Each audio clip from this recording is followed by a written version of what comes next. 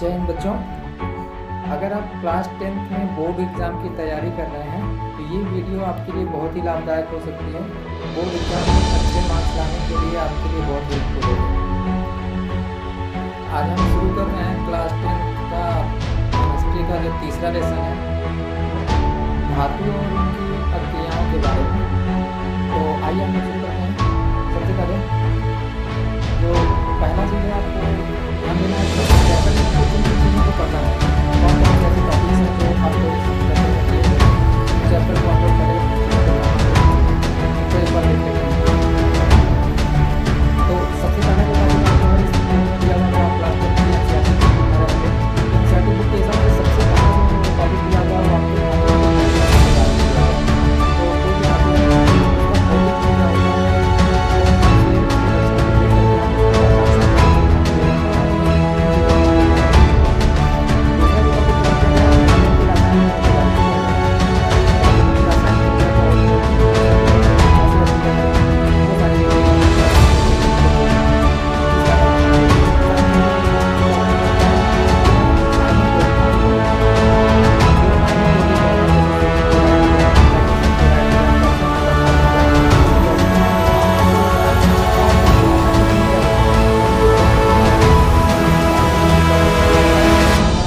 आपको कैसे हैं वो भी आपको पढ़ना है।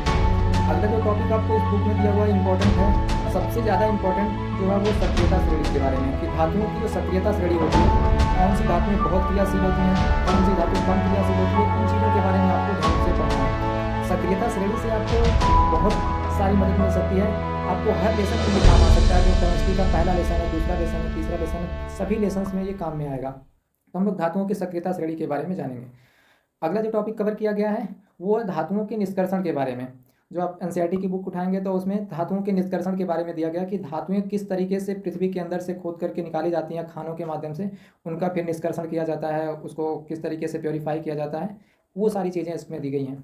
उसके बाद अगला जो टॉपिक आपको दिया गया लास्ट है वो संक्षारण के बारे में, कि संक्षारण आपको जो है वो कहाँ कहाँ पर धातुओं का होता है, कौन से धातु ऐसे हैं जो बहुत जल्दी से क्षरित हो जाती हैं, कौन सी नहीं क्षरित होंगी, उन्हें कैसे बचाया जा सकता है संक्षारण से। ये सारी चीज़ों के बारे में आपको इस चैप्टर में देखने को मिलेगा। तो आइए हम लोग अब आगे एक एक करके इन सभी टॉपिक्स को डिटेल्स में पढ़ेंगे। तो आप धैर्य बना करके रखिए, वीडियो को पूरा देखिए। एक वीडियो में आपको पूरे चैप्टर को 2 भागों में बांटा जा रहा है और इसमें हम लोग भौतिक गुणों और रासायनिक गुणों के बारे में जानेंगे। बोर्ड एग्जाम के पॉइंट ऑफ व्यू से धातुओं के जो रासायनिक गुण है बहुत ही इंपॉर्टेंट है। इसमें से अक्सर क्वेश्चन पूछा जाता रहता है और कई क्वेश्चन जो है आपको करने में इससे मदद मिल सकती है। तो चलिए आगे शुरू करते हैं हम लोग। हमारा जो सबसे पहला टॉपिक है वो हम लोग बात करेंगे धातुओं के भौतिक गुण के बारे में। ये जो धातुएं होती हैं उनके भौतिक गुण क्या क्या होते हैं उनके बारे में हम लोग जानते हैं। तो जैसा कि आप देख सकते हैं धातुओं के जो भौतिक गुण होते हैं, कि हम कौन कौन से भौतिक गुणों को जानेंगे, कौन कौन से भौतिक गुण को सीखना है हमको इस चैप्टर के हिसाब से। तो सबसे पहला जो धातुओं का गुण होता है वो उनकी धात्विक चमक होती है, कि धातुओं के अंदर एक चमक पाई जाती है विशेष प्रकार की, वो लक्षण आपका धातु का एक गुण होता है। दूसरा धातुओं का एक गुण होता है कठोरता के बारे में, कि धातुएं किस तरीके से होती हैं, हार्ड रहती हैं, उनको सीखना है। अगला जो टॉपिक है वो आपका आघात वर्धनीयता के बारे में होता है। फिर उसके बाद एक तन्यता का गुण दिया गया है आपको, और इसके अलावा आपको विद्युत चालकता का जो है गुण दिया गया है, और साथ साथ में उष्मीय चालकता का भी गुण पाया जाता है। यानी कि धातु के अंदर ये सारे गुण पाए जाते हैं। धातुएं जो होती हैं उनके अंदर चमक होगी, कठोरता होगी, आघात वर्धनीयता रहती है, वो विद्युत की चालक भी होती हैं। ये सारे लक्षण, भौतिक लक्षण जो हैं धातुओं के अंदर पाए जाते हैं। अब एक एक करके हम इन सारे लक्षणों को समझते हैं कि कहाँ किसको जाता है, कि धात्विक चमक क्या है, ये सारी चीज़ें देखते हैं।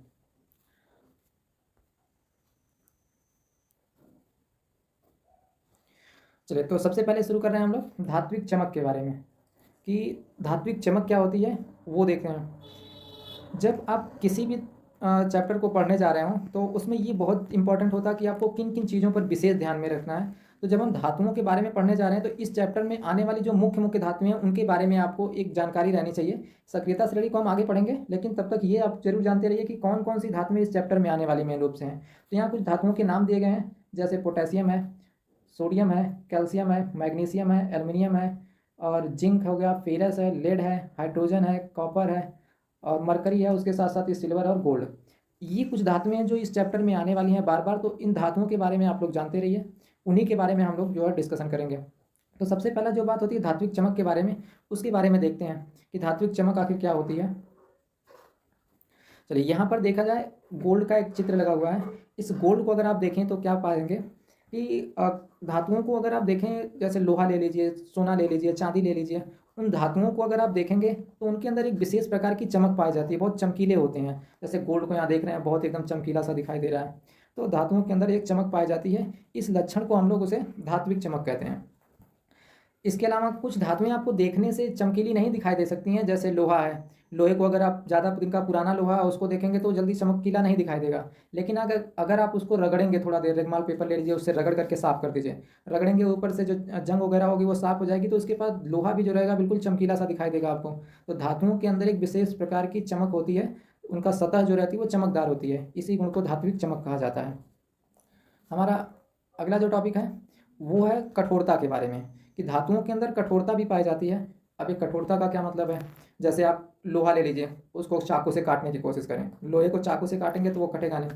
सोना है, सोने को चाकू से काटने की कोशिश कीजिए, वो कटेगा नहीं। तो जो धातुएं होती हैं बहुत कठोर होती हैं, यानी आप उन्हें चाकू से, तेज धार वाला चाकू भी हो उससे भी काटने की कोशिश करेंगे तो नहीं कटेगा। लेकिन हाँ, सब धातुएं जो होती हैं वो इतनी कठोर नहीं होती हैं। कुछ कुछ धातुएं कम कठोर होती हैं या बिल्कुल मुलायम होती हैं, सॉफ्ट भी होती हैं। जैसे मरकरी एक धातु है, लेकिन वो द्रव अवस्था में पाई जाती है तो बिल्कुल पानी के जैसी होगी, वो बिल्कुल भी कठोर नहीं होती। इसके अलावा कुछ सोडियम, पोटेशियम और लिथियम भी धातुएं हैं जो बहुत ही मुलायम होती हैं, इन्हें आप आसानी से चाकू से काट सकते हैं, वो उसके अपवाद में आ जाएंगे, आगे हम देख लेंगे। लेकिन कठोरता का मतलब है कि कोई धातु जो होती है वो बहुत ही हार्ड होती है, उसे आप काटने की कोशिश करेंगे चाकू वगैरह से तो नहीं कटेगा। चलिए आगे देखते हैं। अगला जो आपका टॉपिक है वो धातुओं का लक्षण था आघात वर्धनीयता। आघात वर्धनीयता का क्या मतलब होता है कि धातुओं को पीट पीट करके आप चद्दर बना सकते हैं, यहाँ पे पतली चद्दर के रूप में फैलाया जा सकता है। यहाँ देखिए, जैसे आयरन की एक सीट ली हुई है, आपने देखा होगा घरों पर चद्दर उद्दर जो आती हैं टिन लगाने के लिए, छप्पर को लगाने के लिए, उन्हें पतली पतली सीट के रूप में ताना जा सकता है। तो धातु को जब आप पीटेंगे तो वो चौड़ी हो जाती है।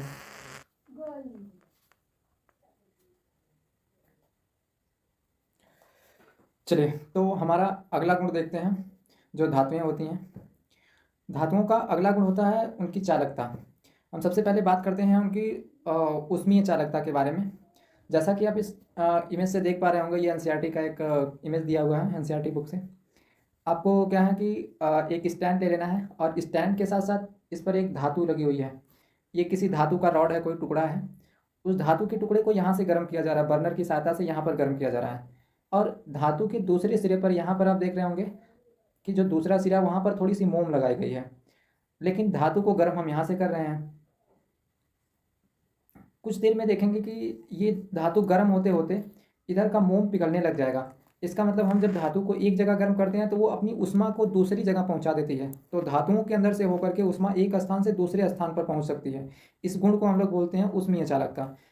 तो ऊष्मीय चालकता के बाद हमारा अगला जो टॉपिक है वो है विद्युत चालकता के बारे में, कि धातुएं जो होती हैं वो विद्युत की भी चालक होती हैं, यानी कि उसमें करंट भी प्रवाहित हो सकती है। उसके लिए एक एग्जांपल के सहायता से एक आपको एक्सपेरिमेंट दिया हुआ है कि आपको जिस भी धातु में टेस्ट करना है कि वो विद्युत की चालक है या नहीं है, उस धातु को क्या करना है कि इसमें एक दिया हुआ है, यहाँ पे बैटरी लगी गई है और बैटरी के साथ यहाँ पर बल्ब लगा हुआ है। अब बैटरी का एक सिरा तो बल्ब से जुड़ा हुआ है, लेकिन दूसरा सिरा यहाँ पर है और यहाँ बीच में कटा हुआ है तार। अब इसको क्या करना है, आपको जिस धातु का टेस्ट करना है उस धातु के इसी बीच में लगा देंगे, यहाँ पर रख देंगे। जिस धातु को यहाँ पर रखेंगे, अगर उस धातु के अंदर से विद्युत धारा प्रवाहित हो पा रही होगी तो ये बल्ब जल जाएगा। अगर उसमें से विद्युत धारा नहीं प्रवाहित हो पा रही होगी तो वहाँ पर जो बल्ब नहीं जलेगा। तो इस टेस्ट की सहायता से हम लोग ये चेक कर सकते हैं कि विद्युत की भी चालक होती हैं धातुएं। तो अब तक हमने देखा कि धातुओं के जो भौतिक गुण होते हैं उसके बारे में हमने सीखा। अब देखते हैं कि धातुओं के जो गुण थे इतने, उन भौतिक गुणों के अलावा उनमें कुछ जो होते हैं अपवाद भी पाए जाते हैं। जैसे जो हमारे भौतिक गुण थे, इसमें से धात्विक चमक, कठोरता, आघात वर्धनीयता, और इनके अलावा इसमें ध्वनि भी पाई जाती है। जो धातुएं रहती हैं वो एक विशेष प्रकार की ध्वनि उत्पन्न करती हैं। जैसे आप कोई स्कूल का घंटा ले लीजिए, स्कूल में देखते होंगे घंटा बजाया जाता है छुट्टी करने के लिए, वो लोहे का बना हुआ रहता है। आप मंदिरों में देखते होंगे उसमें भी घंटियाँ बनी रहती हैं, कभी स्टील की या फिर एल्युमिनियम की बनी हुई रह सकती हैं, हो सकता है थोड़ी बहुत। अब उसमें पीतल का भी यूज किया जाता है जो कि एक मिश्र धातु है। लेकिन धातुओं के अंदर एक विशेष प्रकार की ध्वनि उत्पन्न करने की क्षमता होती है। जब धातु को किसी कठोर चीज़ से पीटेंगे तो उसमें से ध्वनि उत्पन्न होगी, इसी गुण को ध्वनिकता बोलते हैं। धातुओं के अंदर ध्वनि उत्पन्न करने की क्षमता पाई जाती है। इसके अतिरिक्त धातुओं में कुछ इसके अपवाद भी हैं जो ये सारे लक्षण नहीं दिखाते हैं। तो सबसे पहले हम लोग उसको जान लेते हैं कि क्या क्या अपवाद हैं। ये सब जो रहेंगे आपके बहुत इंपॉर्टेंट चीज़ें रहती हैं एग्ज़ाम के पॉइंट ऑफ व्यू से, तो उसको आप याद करके रखें। सबसे पहला जो एक्सेप्शन है वो है मरकरी। मरकरी जिसे हम Hg से दिखाते हैं। मरकरी जो है एक द्रव अवस्था में पाए जाने वाली धातु है। जैसा कि कहा जा रहा था कि धातुएं कठोर होती हैं, लेकिन मरकरी एक ऐसी धातु है जो कठोर नहीं है, बिल्कुल पानी के जैसी होती है। तो ये उसका एक एक्सेप्शन है। दूसरा चीज़ कहा गया था कि धातुएं कठोर हैं लेकिन तो उन्हें चाकू से काटा नहीं जा सकता, पर कुछ इसके अपवाद हैं, जैसे पोटेशियम हो गया, सोडियम हो गया और लिथियम हो गया। इन तीनों धातुओं को आप आसानी से चाकू की सहायता से काट सकते हैं, ये बहुत मुलायम होते हैं। इसके अतिरिक्त गैलियम सीजियम का गलनांक बहुत कम होता है। दो धातुएं ये भी हैं जिनका गलनांक बहुत कम रहता है, यहाँ तक कि अगर आप अपने हाथ पर इस दोनों धातुओं को रख लेंगे गैलियम और सीजियम को, तो वो पिघलने लग जाती हैं, उनका गलनांक बहुत कम होता है। लेकिन बताया जाता है धातुओं के भौतिक गुण में कि धातुओं का जो गलनांक होता है वो बहुत अधिक होता है। तो ये कुछ इसके अपवाद हैं, इन्हें याद रखना है। इसके अलावा कुछ अपवाद और भी बचे हुए हैं, जैसे लेड और मरकरी के बारे में कहा जा रहा था कि धातुएं जो होती हैं विद्युत की और ऊष्मा की बहुत अच्छी चालक होती हैं, लेकिन धातु के रूप में पाए जाने के बाद भी लेड और मरकरी के अंदर चालकता और ना तो ऊष्मीय चालकता होती है और ना ही विद्युत चालकता होती है। इन दोनों का ये एक्सेप्शन है। और इसके अलावा कुछ अधातुओं में भी पाए जाते हैं अपवाद। आपके बुक के हिसाब से सिलेबस में जो टॉपिक्स आए हैं कि ब्रोमीन एक ऐसा पदार्थ है जो अधातु है और वो द्रव अवस्था में पाया जाता है। तो अधातुओं में द्रव अवस्था में पाया जाने वाला तत्व वो ब्रोमीन है। इसका जो सिंबल रहता है वो Br होता है, तो ब्रोमीन देख लेंगे हम। उसके अलावा ग्रेफाइट जो कि हीरे का अपरूप है, और हीरा जो है ग्रेफाइट कार्बन का अपरूप है, और कार्बन एक अधातु होती है। अधातु होते हुए भी जो ग्रेफाइट होता है वो विद्युत का चालक होता है। ग्रेफाइट का उपयोग हम लोग पेंसिल में करते हैं, देखेंगे पेंसिल के अंदर काला सा पदार्थ डाला जा रहा रहता है, वो दरअसल ग्रेफाइट होता है और वो विद्युत का चालक होता है। इसके अलावा कहा जाता रहा था कि धातुएं जो होती हैं वो कठोर होती हैं, लेकिन अधातुएं जो होती हैं इसके बिल्कुल विपरीत लक्षण होते हैं उनके, वो कठोर नहीं होती हैं बहुत ज़्यादा। तो अधातु होते हुए भी हीरा जो कि कार्बन का ही एक अपरूप है, ये हार्डेस्ट मटेरियल है पूरे विश्व का, प्राकृतिक रूप से पाया जाने वाला दुनिया का ये सबसे कठोर पदार्थ होता है, लेकिन ये एक अधातु का अपरूप है। तो ये कुछ अपवाद में है जो आपके सिलेबस में है, इन्हें याद रखना है। इसमें से कुछ चीज़ें आपके एग्जाम में पूछी जा सकती हैं। तो अब ये धातुओं के बारे में था।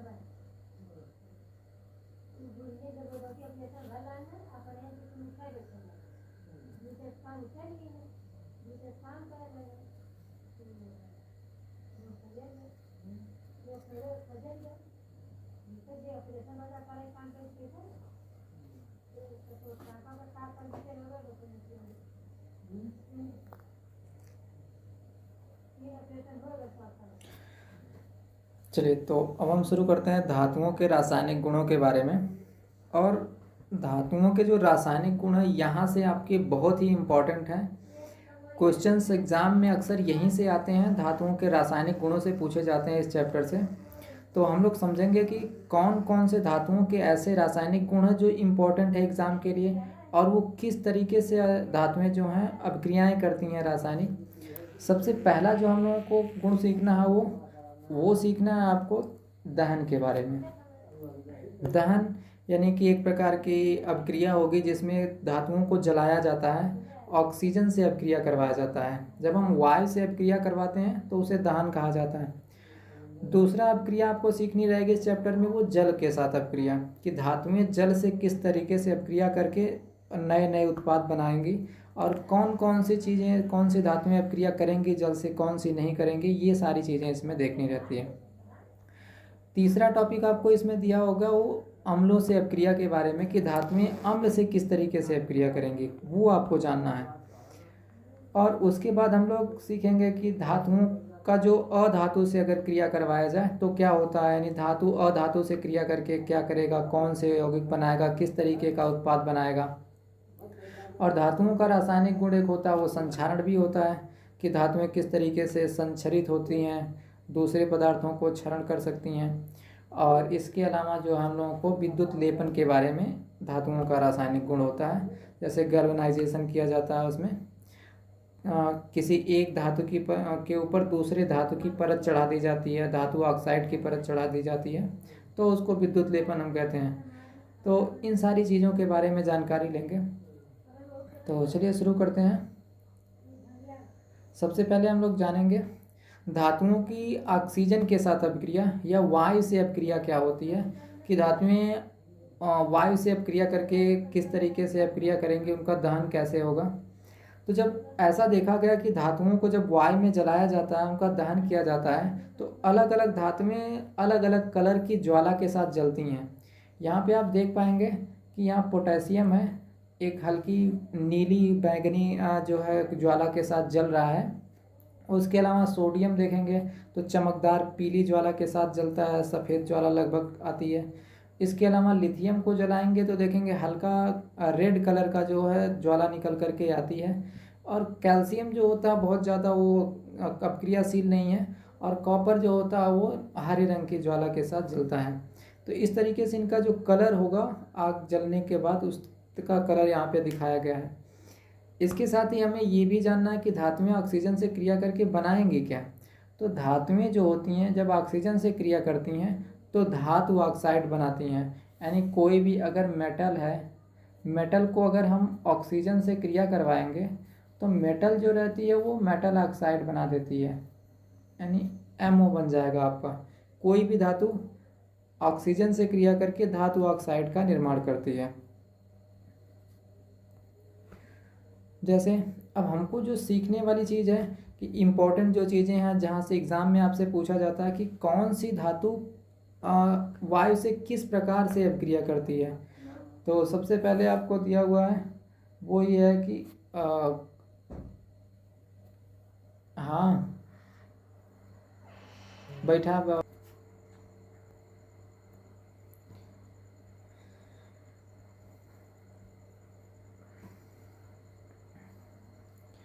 चलिए तो आगे देखते हैं। हम सबसे पहले ये जानेंगे कि कौन सी धातु किस तरीके से वायु के साथ अभिक्रिया करेगी।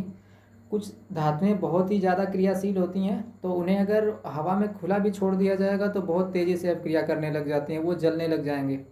जैसे पोटेशियम हो गया और सोडियम, इन दोनों धातुओं को अगर आप खुले में छोड़ देंगे हवा में, तो हवा में छोड़ने के बाद ये जलने लग जाती हैं, आग लग जाएगा इसमें। इसलिए इन धातुओं को पानी के अंदर यानी केरोसिन ऑयल के अंदर डुबो करके रखा जाता है ताकि ये ठंडी रहें और इनको जो है वायु के संपर्क में आने से बचाया जा सकता है। इसके अलावा कुछ धातुएं ऐसी होती हैं जो बहुत ज़्यादा एयर के साथ रिएक्टिव नहीं होती हैं, उन्हें जब गर्म किया जाएगा तब जा कर के वो धातु ऑक्साइड बनाती हैं। जैसे कैल्शियम हो गया, मैग्नीशियम, एल्युमिनियम, जिंक, फेरस, ये धातुएं जो होती हैं बहुत ज़्यादा रिएक्टिव नहीं है। ये पोटेशियम और सोडियम से कम रिएक्टिव होने की वजह से इनमें आग तो नहीं लगेगी, लेकिन इन धातुओं पर एक ऑक्साइड की परत चढ़ जाएगी। जैसे एल्युमिनियम का कोई सामान है तो कुछ दिनों के बाद उस पर एक एल्युमिनियम ऑक्साइड की परत चढ़ जाती है। लोहे पर देखेंगे तो फेरस ऑक्साइड की परत चढ़ जाएगी, जिसकी वजह से वो धीरे धीरे काला पड़ने लग जाता है। इसके अतिरिक्त जो उससे भी सक्रियता श्रेणी में नीचे आने वाली धातुएं हैं, जैसे लेड हो गया, कॉपर है और मरकरी है, ये सारी जो धातुएं होती हैं धातु ऑक्साइड की परत इन पर बहुत स्लो चढ़ती है, बहुत ज़्यादा दिनों के बाद जो है बहुत स्लो इस पर अपक्रियाएँ होंगी। और तीसरे प्रकार की जो धातुएं वो हैं बिल्कुल भी नहीं रिएक्शन करने वाली, उसमें आता है सिल्वर और गोल्ड। तो सिल्वर और गोल्ड ऐसी धातुएं हैं जो वायु के साथ अपक्रिया ही नहीं करती हैं, ये किसी भी हाल में हवा से जो है रिएक्शन नहीं कर सकती हैं, ऑक्सीजन से रिएक्शन नहीं देती हैं। अब इसे हम लोग रिएक्शंस के माध्यम से देख लेते हैं कि कोई भी मेटल जो होगी वो ऑक्सीजन के साथ जब भी क्रिया करती है तो मेटल ऑक्साइड का निर्माण करेगी। यानी कोई भी, जैसे मान लीजिए अगर सोडियम धातु है कोई, तो सोडियम जब कभी भी ऑक्सीजन से रिएक्शन करेगी तो वो सोडियम ऑक्साइड की जो है निर्माण कर देगी। यहाँ पर दूसरा एक एग्जांपल दिया गया है, मैग्नीशियम है, और मैग्नीशियम जब ऑक्सीजन से क्रिया करता है तो मैग्नीशियम ऑक्साइड का निर्माण करेगा। तो इस तरीके से कोई भी मेटल जो होगी, धातु जो होगी, वो ऑक्सीजन से क्रिया करके धातु ऑक्साइड का निर्माण कर लेती है। अब इसके अलावा अगला जो हमारा टॉपिक आता है वो जल के साथ अपक्रिया की, कि धातुएं जो हैं जल से किस तरीके से अपक्रिया करेंगी। तो जल से अपक्रिया को समझने के लिए सबसे पहले एनसीईआरटी बुक में आपको एक इमेज दिया गया है और एक एक्सपेरिमेंट के रूप में है। उस एक्सपेरिमेंट को सबसे पहले समझते हैं।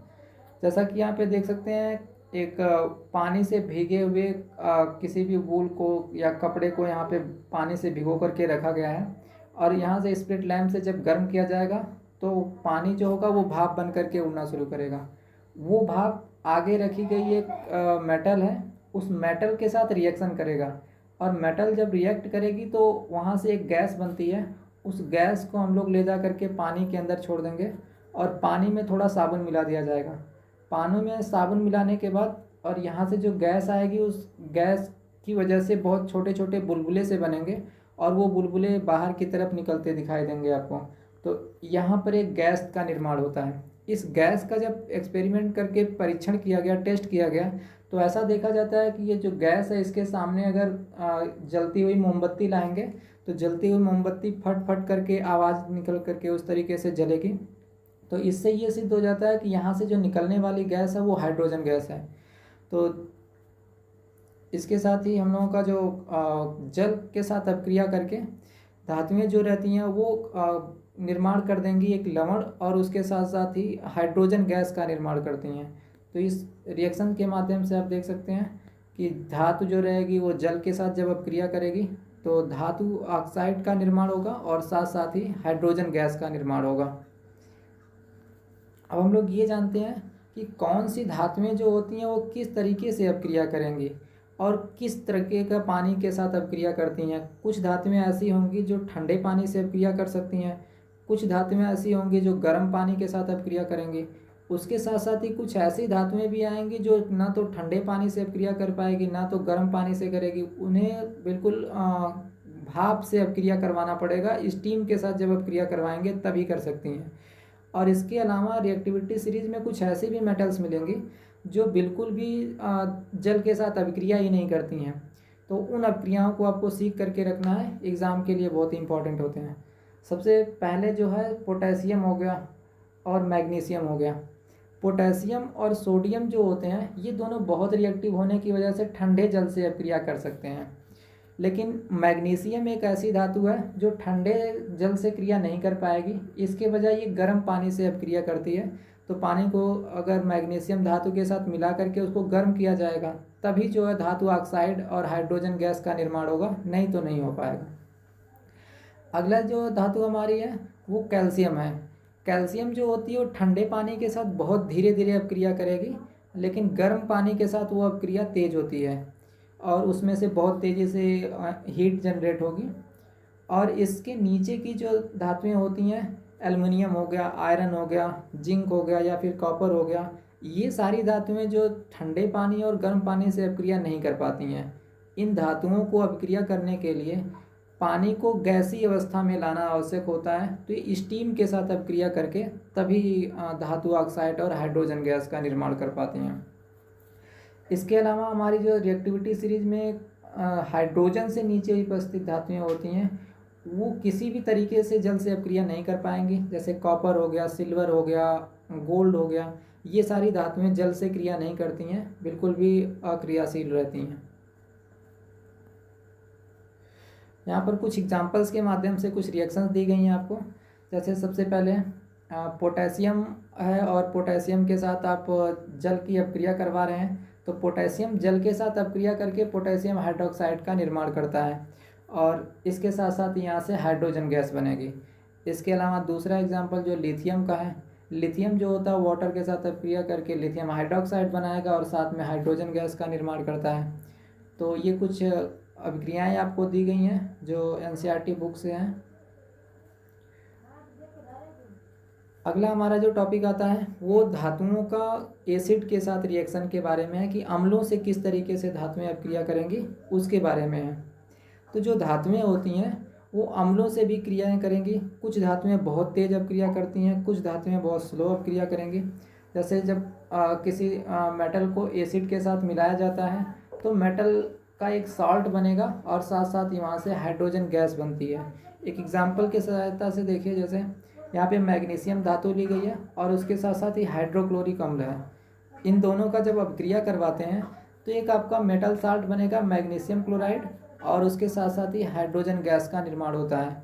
तो जब भी कोई धातु अगर किसी अम्ल के साथ अपक्रिया करेगी तो अपक्रिया होने के बाद लवण बनेगा और साथ साथ वहाँ पे हाइड्रोजन गैस का निर्माण होता है। एक दूसरी अपक्रिया आपको दी गई है एल्युमिनियम के बारे में।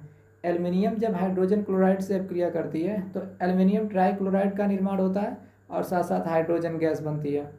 तो इस तरीके से कुछ अपक्रियाएँ आपको दी गई हैं जो अम्लों से अपक्रिया को दर्शाती हैं धातुओं के। अब कोई भी जो धातु रहेगी जब वो अम्ल से अपक्रिया करेगी तो इस रिएक्शंस के माध्यम से आपको याद करके रख लेना है कि धातु और तनु अम्ल जो होते हैं दोनों मिल करके लवण बनाएंगे और हाइड्रोजन गैस का निर्माण करते हैं। हाँ, लेकिन यहाँ पे ये विशेष चीज़ ध्यान में रखनी है आपको कि सभी धातुएं जो हैं वो तनु अम्लों से अपक्रिया करके लवण नहीं बना पाती हैं और हाइड्रोजन गैस का निर्माण नहीं होता है।